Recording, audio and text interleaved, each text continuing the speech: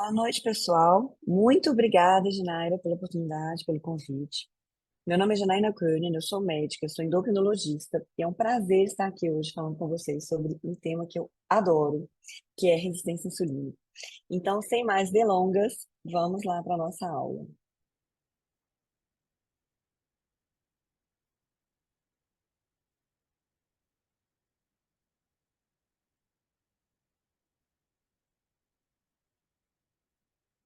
Vamos falar um pouquinho hoje sobre resistência insulínica. Quais são as manifestações que a gente vê, né, nos pacientes, né, na vida real, sobre as doenças que têm a ver com resistência insulínica? São diversas. Então, as mais importantes, né? A obesidade, a doença hepática esteatótica metabólica, que é a antiga esteatose hepática, o diabetes tipo 2, a síndrome dos ovários policísticos, gota, mas a gente tem várias doenças advindas disso, né? As doenças cardiovasculares, Alzheimer, câncer e tantas outras. A raiz delas é uma só, e por isso que vale a pena a gente falar sobre isso hoje, porque a gente vive numa pandemia de doenças crônicas não transmissíveis, e isso está causando um grande problema para nós. Hoje, 56% dos adultos brasileiros têm obesidade ou sobrepeso. 34% obesidade, 22% sobrepeso. No Covitel 2023, olha aqui, gente, metade da população está com sobrepeso, né? Então, isso é uma coisa muito séria. E mantidas as tendências atuais, daqui a 20 anos, 130 milhões de adultos brasileiros vão ter sobrepeso ou obesidade. Gente, são 83 milhões de pessoas obesas e 47 milhões de pessoas com sobrepeso. Tem muita coisa que a gente precisa fazer, né? E a obesidade invisível, né? Que você olha para a pessoa e fala, não, essa pessoa não tem obesidade, não tem problema. A gente olha que a gordura subcutânea, ó, não tem quase nenhuma gordura subcutânea, mas olha dentro aqui, ó, olha a gordura visceral, né?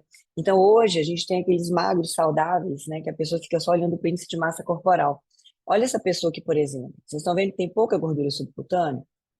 Ninguém vai falar que essa pessoa que tem problema de saúde, mas olha aqui, a gordura está em escuro, está em preto. Olha a quantidade de gordura visceral.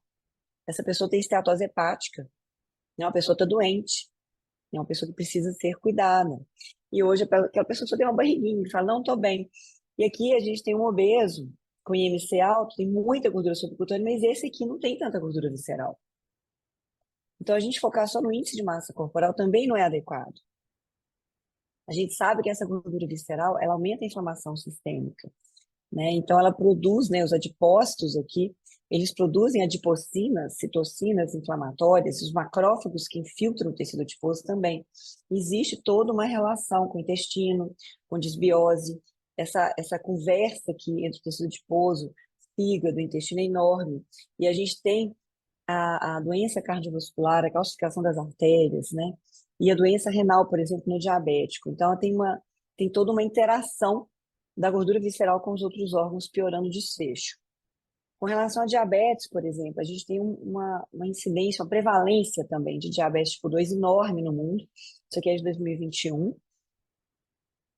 E na América do Sul e na América Central, vejam aqui, um em cada 11 adultos tem diabetes hoje, 32 milhões de pessoas. O número de adultos com diabetes vai alcançar 40 milhões até 2030, 49 milhões até 2045.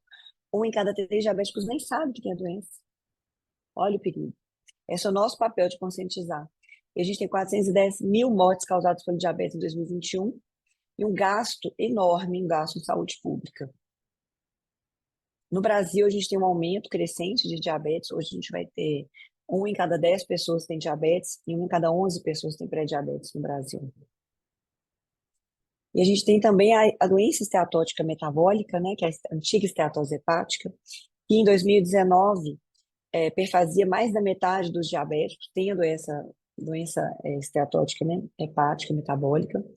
A gente tem uma prevalência global aqui em pessoas com diabetes tipo 2 aumentando, atingindo quase 70% em 2021.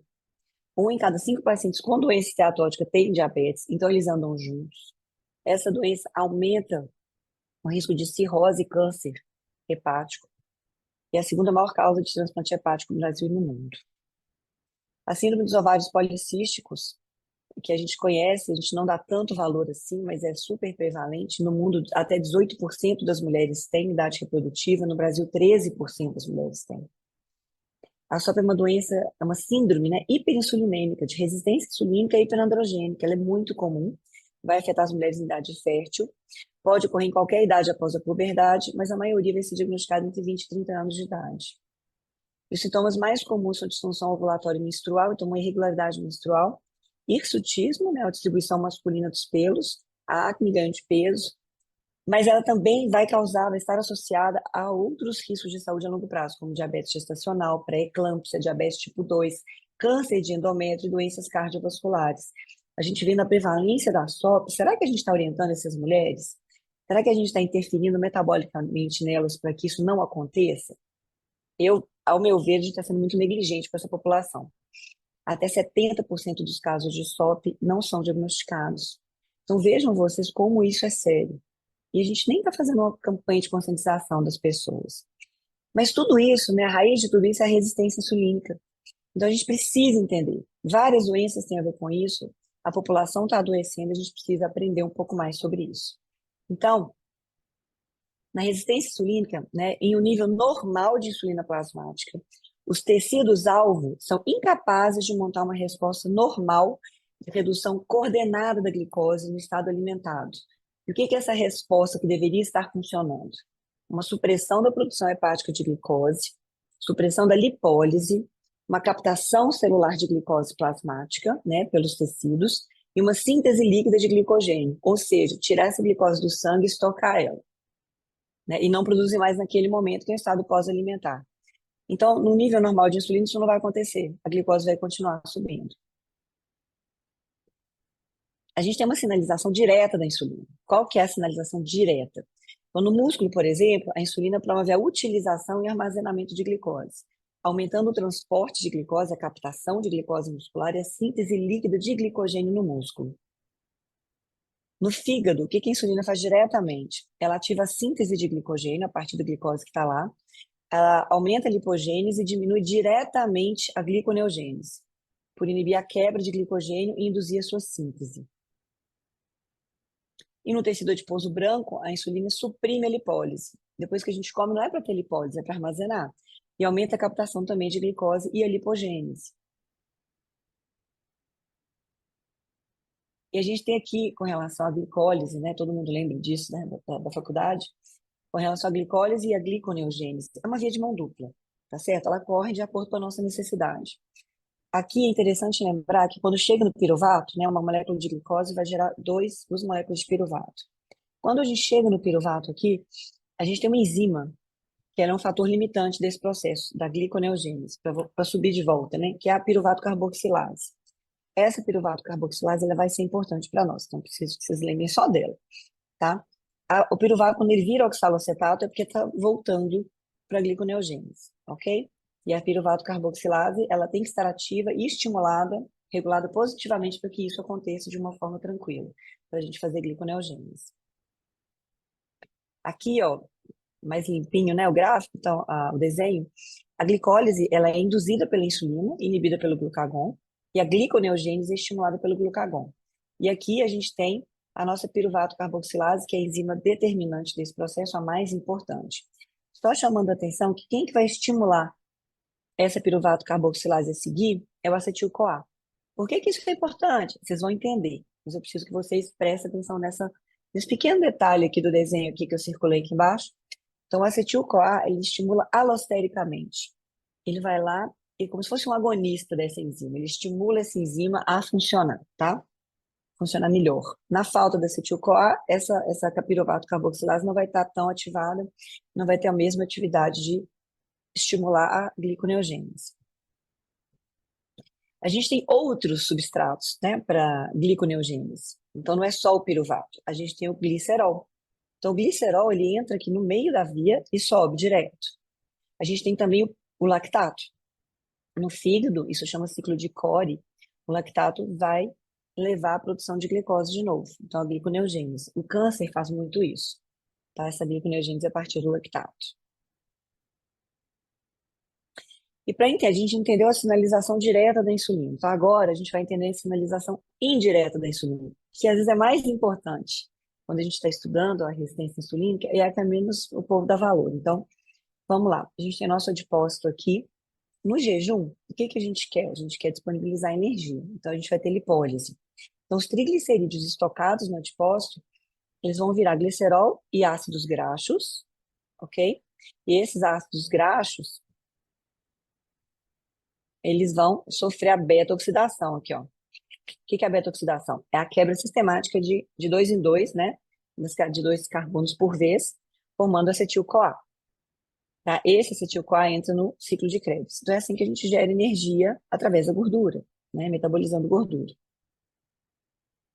Bom, então aqui, ó, a gente vem aqui, ó, olha o intestino, tá certo? Vamos ver o caminho aí dessa gordura da dieta. Então, a gente tem a gordura da dieta, vai ser envelopada aí nos quilomicrons. A lipoproteína lipase vai extrair, né? E vai liberar ácidos graxos livres. Esses ácidos graxos livres são utilizados como fonte de energia no músculo. O músculo faz beta-oxidação. Eles são utilizados como fonte de energia também no fígado, a beta-oxidação. Eles podem ir para o tecido adiposo aqui serem estocados, tá certo? Então, eles vão se juntar com glicerol, fosfato e formar os triglicérides na lipogênese, para eles serem estocados no adipócito, mas podem ser estocados também no fígado, tá? Então, isso aqui é o caminho dos ácidos graxos. E a glicose, né? A glicose, ela vem aqui e ela vai para o fígado. Ou ela é utilizada como fonte de energia no corpo, né? Mas em termos de lipogênese, a gente está estudando aqui a lipogênese, o adipócito aqui no meio, a glicose vai para de novo lipogênese, né? E ela pode ser transformada em triglicérides, e daí VLDL, lipoproteína lipase, ácido graxo livre estocado aqui no nosso adipócito. A glicose também, ela pode sofrer a glicólise liberando acetil-CoA, por exemplo, né? O piruvato, acetil-CoA, glicerol, 3-fosfato, e o glicerol 3-fosfato vindo aqui com os ácidos graxos, de novo formando os triglicérides. Lembrando que quando a gente tem a lipólise, né, no jejum, que é a vermelhinha aqui agora, ó, lipólise, liberando glicerol e ácido graxo de novo, o glicerol ele vai embora do adipócito, nós vamos mostrar o que acontece com ele aqui, e os ácidos graxos da lipólise no jejum sofrem beta-oxidação no músculo, vão para o tecido adiposo marrom formando calor, ou vão para o fígado. Então, isso tudo acontece aqui no jejum.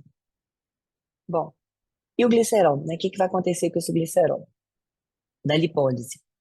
A gente tem a lipólise, né? Então, o ácido graxo a gente já viu o que acontece no corpo. O glicerol, ele cai no sangue, né? E ele vai parar no fígado. Ele vai direto para o fígado. E no fígado, olha, o glicerol, ele entra na via de glicólise, ok? E vai formar o triglicerídeo 3-fosfato. Aqui a gente vai formar a glicose, tá? Então, o glicerol, ele entra na via para ambos os lados. E no fígado, ele vai ser utilizado para formar glicose. Ó, aqui a sinalização indireta da insulina, aqui a parte fácil, né? A parte que faz sentido. Supressão paráquea da insulina, da secreção de glucagon. Então, a gente tem a célula beta aqui produzindo insulina lá na célula alfa, né? Inibindo a produção de glucagon. Ok, é uma sinalização indireta. A gente sabe que o glucagon é o oposto da insulina, a gente já entende isso. E a ação da insulina no sistema nervoso central. A insulina reduz a produção hepática de glicose por meio de sistema autônomo, inervação vagal hepática. Então, a insulina vai fazer isso aqui no fígado por sistema nervoso autônomo. Isso é uma sinalização direta também da insulina, que na resistência insulínica está abolida, também está atrapalhada, não funciona direito. E com relação à sinalização indireta da insulina no tecido adiposo, como que isso vai atrapalhar a produção hepática de glicose? Então, a insulina bloqueando a lipólise, gente, o que acontece? Quando você bloqueia a lipólise, você reduz o conteúdo tanto de acetil-CoA, que vai para o fígado, né? Que são os ácidos graxos. Então, o ácido graxo glicerol que sai da lipólise, o ácido graxo ele sofre beta-oxidação, libera o acetil-CoA, correto? Que a gente viu na beta-oxidação. Esse acetil-CoA, ele vai para o fígado. Então, quando você corta a lipólise, diminui a lipólise com a insulina, ele não vai para o fígado. Nem o glicerol. Então, o fígado para de receber acetil-CoA e glicerol no jejum. Mentira, desculpe, no estado alimentado. Sobe a insulina e a gente tem esse bloqueio da lipólise. Bom, aí vocês estão lembrando que quando a gente tem a lipólise, o acetil-CoA vai lá para o fígado, para a gliconeogênese? Ok. O acetil-CoA não estimula a piruvato carboxilase e aí a gente sobe aqui na via e faz a gliconeogênese? Bom, se a gente tem no estado alimentado, a insulina sobe, né? E vai inibir a lipólise, a gente tem uma queda do acetil-CoA, então esse acetil-CoA não vai estar aqui estimulando a piruvato carboxilase. Isso é uma forma indireta da insulina alta inibir a gliconeogênese, ok? É uma forma indireta. A direta é lá no fígado, inibindo a quebra do glicogênio. A indireta é essa. Então, resumindo, tá, gente? Vocês vão ter os slides aí, mas isso é muito interessante a gente entender. Então, ó, a supressão insulínica da lipólise no tecido adiposo branco reduz o conteúdo de acetil-CoA disponível para o fígado, por sua vez, diminuindo alostericamente a atividade da piruvato carboxilase, que é a enzima-chave da gliconeogênese. Esse mecanismo, junto com a supressão da renovação do glicerol, não tem lipólise, não libera glicerol, faz com que a supressão da lipólise pela insulina no tecido adiposo branco contribua para suprimir a gliconeogênese hepática por falta de substrato. Quando são necessários níveis mais elevados de insulina circulante para alcançar essa resposta integrada de redução da glicose, o sujeito vai ser considerado resistente à insulina. Então, é muito mais complexo do que a gente falava, resistência à insulina, que é quando a insulina tem que ficar alta para o GLUT4 lá no músculo e lá captar a glicose. Não, tem toda uma resposta coordenada entre músculo, sistema adiposo e fígado, que conversam entre si para que tudo isso ocorra. Então, no músculo esquelético, o que que acontece? A insulina, geralmente, quando ela liga no receptor dela, né, no miócito, a gente tem uma cascata de fosforilações em tirosina, tá certo? E essa cascata de fosforilações vai levar tanto à utilização, né, à captação da glicose, quanto ao estoque de glicogênio. Como que a gente vai aumentar a captação de glicose dependente de insulina? O GLUT4, através dessas cascatas de reações, vai para a membrana e aí ele recebe a glicose, né, que vai ser fosforilada, vira glicose 6-fosfato e vai para a produção de glicogênio. E na resistência insulínica, a gente tem uma diminuição dessa função de tirosinoquinase. Essas fosforilações no receptor não acontecem da forma correta. E com isso, a gente não vai ter a translocação do glúteo para a membrana e nem a formação de glicogênio da forma que deveria ser. No adipócito branco, né, a gente já viu lá em cima, mas só para lembrar. Então, a insulina ligou no adipócito, né, então, estado pós-alimentado, a gente quer guardar. A insulina ligou, cascata de fosforilação em tirosina, a gente vai ter aqui o estímulo da SREBP1C, essa SREBP1C aqui, aumentando lipogênese, então aumentando o estoque, né, a produção de gordura. A gente vai ter a inibição da lipólise, então inibe a quebra de gorduras e estimula o armazenamento. A gente tem o estímulo da liberação do GLUT4 para ir para a membrana, para captar a glicose que está chegando também. Então, é toda uma questão de armazenamento. E quando a gente tem a resistência insulínica, não acontece da forma correta. Então, aqui, ó, a gente tem o eixo adipócito, hepatócito, a supressão insulínica, né, da gliconeogênese. Como que isso acontece? No jejum. Então, no jejum, então, a gente tem o receptor de insulina, a gente tem no jejum a lipólise acontecendo, porque não tem insulina aqui, a insulina não está ligando. Então, o que que acontece? A gente não tem um estímulo para lipogênese, a gente vai ter um estímulo para lipólise, quebra da gordura. Quebrou gordura, libera glicerol, ácidos graxos não esterificados, o glicerol já vem para cá fazer glicose, ó, gliconeogênese, os ácidos graxos sofrem beta-oxidação na mitocôndria, liberando acetil-CoA. O acetil-CoA vai estimular a piruvato carboxilase, que também vai aumentar a gliconeogênese. Só o fato de não ter insulina ligando aqui no jejum, gente, no receptor de insulina, no fígado, seria a ação direta da insulina, a gente tem uma quebra do glicogênio e uma diminuição de síntese de glicogênio, sinalização direta. E com tudo isso, a gente vai ter um aumento da produção hepática de glicose, tá? Então, acho que agora ficou mais fácil, se eu começasse com essa figura e fica todo mundo meio perdido. E aqui embaixo, no estado alimentar, então, a insulina ligou, não tem lipólise, não vai chegar nem ácido graxo, nem glicerol no fígado, então a gente não vai ter acetil-CoA, a piruvato carboxilase não vai estar estimulada, a gente não vai ter gliconeogênese. Aí a gente vai ter aqui, não vai ter ação indireta, né? Aí aqui a gente vai ter insulina ligando, e aí a inibição direta da insulina, diminuindo a glicogenólise e aumentando a síntese de glicogênio. Com isso, uma redução da produção hepática de glicose. Na resistência insulínica, fica tudo desregulado e nada disso acontece da forma como deveria ser, e a gente tem uma pessoa com glicose aumentada no pós-prandial. A supressão da gliconeogênese, então, ela é dividida em processo agudo e crônico, com mecanismos diferentes, né? Então, a supressão crônica da produção hepática de glicose, desculpa, a supressão aguda da produção hepática de glicose, que em 10 minutos é a ação direta da insulina, que eu já mostrei, e a supressão crônica da produção hepática de glicose vai depender da supressão da lipólise. Então, geralmente a primeira coisa que acontece é a ação aguda no fígado. Depois vem a ação da lipólise, que vai ser suprimida. Um excesso crônico de calorias, frutose e açúcar na dieta vai causar esteatose, vai causar doença esteatótica metabólica no fígado. Então, o normal no pós-prandial é a gente ter lipogênese, né? Então, a gente vai ter aqui, ó, a lipólise está inibida no pós-prandial, e no fígado a gente vai estocar, né? Tanto glicogênio quanto triglicérides. Então, aqui no fígado a gente tem um estímulo da mesma enzima e dos genes, que é CBP1C, que é no tecido adiposo, para a lipogênese. Então, o tecido adiposo faz lipogênese, obviamente, para estocar o fígado também. E isso vai acontecer com a insulina no pós-prandial. Quando a gente tem uma supernutrição crônica, especialmente com muita frutose, então que vem do açúcar, das bebidas açucaradas, né, dos sucos de fruta, principalmente, então a gente vai ter muita glicose, muita frutose, e isso vai estimular o gene, aí é uma modulação epigenética da frutose, vai estimular o gene que vai aumentar a produção e expressão dessa enzima, de fazer lipogênese, isso é o mecanismo de promoção da esteatose hepática. Então, isso aqui já vai estimular a, de novo, lipogênese. Além disso, o fígado está resistente à insulina, né? Quando o fígado está resistente à insulina, então ele não vai parar de fazer a neoglicogênese e de liberar glicose no sangue.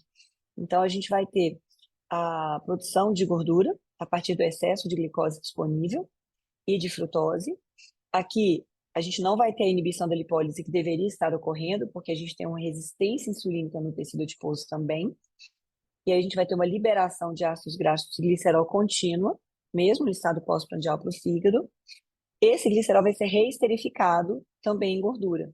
Então, o fígado começa tudo que ele pega, em vez de ele fazer neoglicogênese só, ele começa a fazer gordura também. Então, a gente tem a produção hepática de glicose aumentada e a produção de gordura dentro do fígado, de novo, lipogênese muito estimulada, perfazendo a esteatose hepática, que anda junto com a resistência insulínica. Então, em humanos, né, uma das associações mais consistentes da resistência insulínica são com o conteúdo intrahepático de triglicerídeos, que é a esteatose hepática. 2/3 dos obesos e quase todos os diabéticos, né, hoje 70% dos diabéticos aí, tem esteatose hepática. Os lipodistróficos, né, com o tratamento de HIV, por exemplo, tem um grande aumento de conteúdo intrahepático de triglicerídeos, são magros por fora e gordos por dentro, né? E a gente tem toda uma inflamação que vai conversar com esse excesso de gordura que está se acumulando. Então, a interação macrófago-adipócitos, né, também vai estimular a resistência insulínica. Então, a inflamação crônica vai aumentar a resistência insulínica. A gente tem, na pessoa magra, né, o tecido adiposo magro e não inflamado, a gente tem um macrófago que a gente chama de M2, que eu chamo de um médico. Quando a pessoa está obesa, com a supernutrição, a gente começa a ter uma infiltração desse tecido adiposo com macrófagos M1, que eu chamo de um monstro. E eles mudam entre si. O macrófago M1 vira o M2 e vice-versa, dependendo da modulação que a gente faz. Então, sedentarismo, hiperfagia, uma dieta hipercalórica cronicamente, muito açúcar, né, principalmente a frutose, que vocês viram que tem uma ação importantíssima nisso, infiltração do tecido adiposo branco e visceral por M1, uma queda da adiponectina, uma produção de adipocinas ruins. Então, o tecido adiposo e o macrófago M1 vão produzir TNF-alfa e L6, MCP1, aumentando a resistência insulínica, diminuindo o óxido nítrico, aumentando a hipertensão. E tudo isso vai ter um efeito no corpo inteiro, né?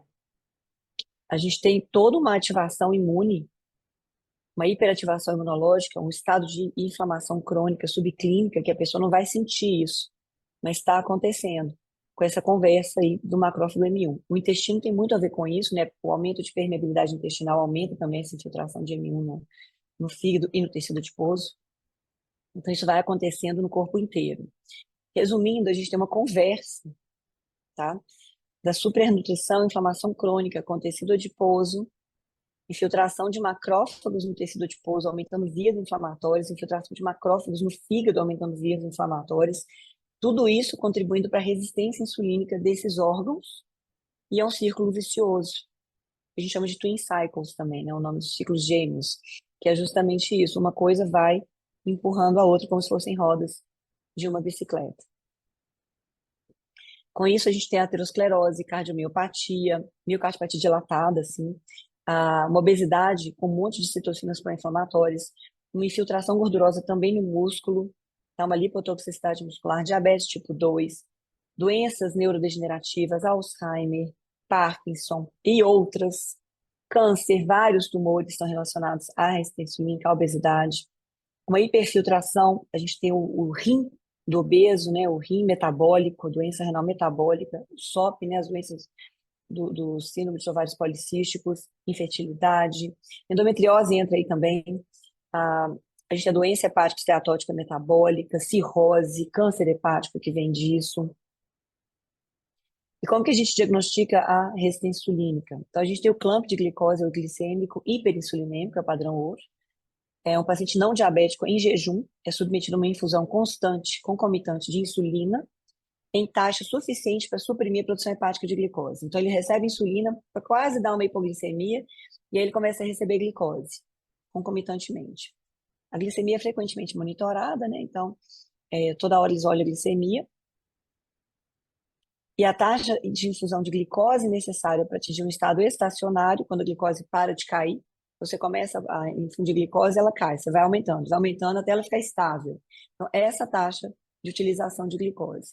Quanto mais glicose você infunde, você precisa infundir para chegar nesse estado estacionário, mais sensível a pessoa é.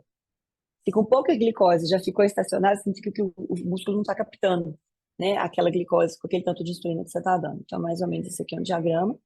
E todos os estudos são feitos baseados nisso. Claro que nós não vamos fazer isso, a gente vai usar outras coisas para avaliar, como Roma, por exemplo, que é uma conta fácil de fazer em consultório.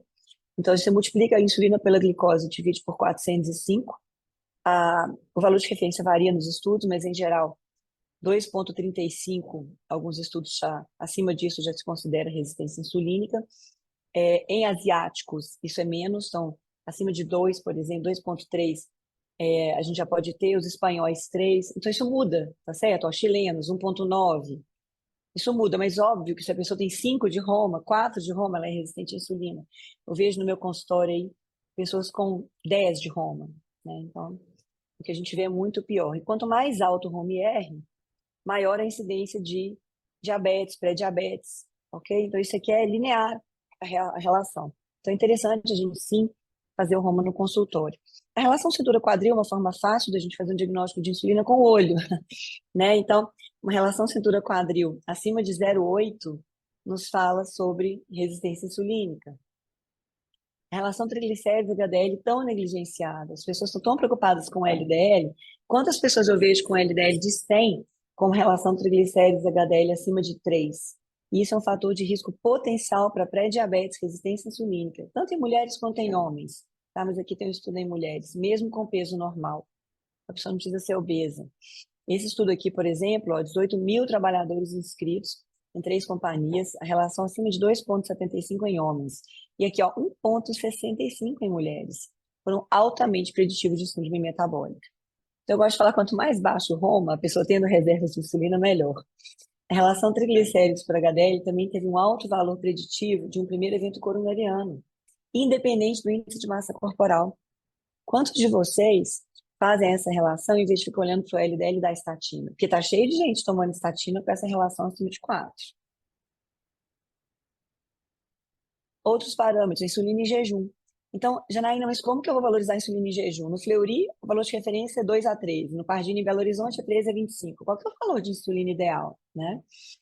Então, esse estudo de 98, publicado no Diabetes Care, falou que a forma mais prática de avaliar a resistência à insulina é a medição da insulina do plasma, que a medição da concentração da insulina é melhor realizada em jejum noturno e que existe uma correlação significativa entre os níveis de insulina em jejum e a ação da insulina medida pela técnica de Clamp.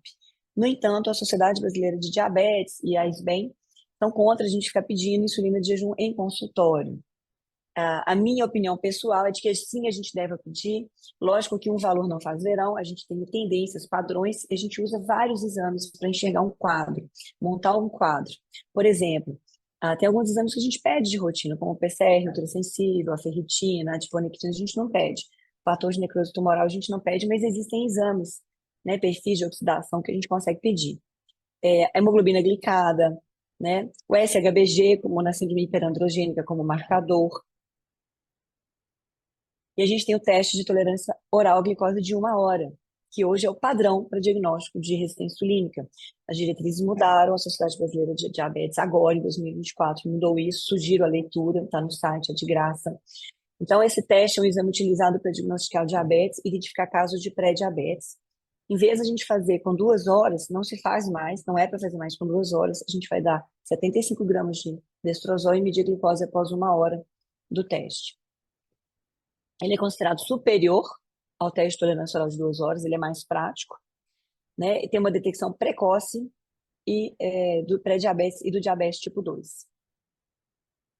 Os valores de referência são esses aqui, ó. O normal com 1 hora pós-destrozol é menor que 155, pré-diabetes entre 155 e 208 e diabetes 209 ou mais. E o IDF já validou isso como um teste que sim deve ser feito, não é só no Brasil. Olha que interessante. Então, aqui uma pessoa que faria só a curva com 2 horas, né, o teste de tolerância oral com destrozol com 2 horas, ia dar 130 a glicemia, tá vendo? Só que ele ia dar normal. Você fala, não, você não tem nada, glicemia de jejum de 75, 2 horas pós-destrozol 130.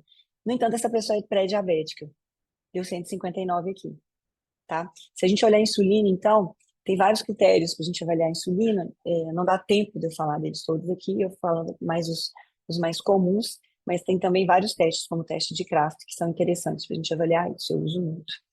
E aqui uma tabelinha para vocês depois lembrarem que mudaram os critérios, né? E o que a gente mais vai usar agora é com 1 hora. Esse teste, a gente tem que lembrar que as pessoas têm que comer carboidrato 3 dias antes, pelo menos 3 dias antes. Se a pessoa faz low carb, eu mando comer uma semana antes. 150 gramas de carboidrato todo dia para fazer o teste. Não, ele dá errado. Não dá para confiar. E o inaceitável, gente, é vocês pedirem exame para diagnosticar resistência insulínica nesses casos. Né? Uma pessoa com acantose, que é um sinal clássico de resistência insulínica. Uma pessoa com obesidade central visível, né? Uma pessoa que tem resistência insulínica. A gente não precisa pedir exame para falar que ela tem. A gente pode pedir para olhar e avaliar melhora com o tratamento. Mas pedir para esse tipo de paciente, realmente, né, a gente não pode comer essa mosca, não. Então, agora a gente vai dar um intervalo, tá bom? E daqui a pouquinho a gente volta, tá? Só pra gente tomar uma aguinha e a gente volta. Deixa eu sair aqui pra despedir. Então, beba uma aguinha e voltem, que agora a gente vai falar de tratamentos, suplementos muito interessantes para tratar a resistência insulínica.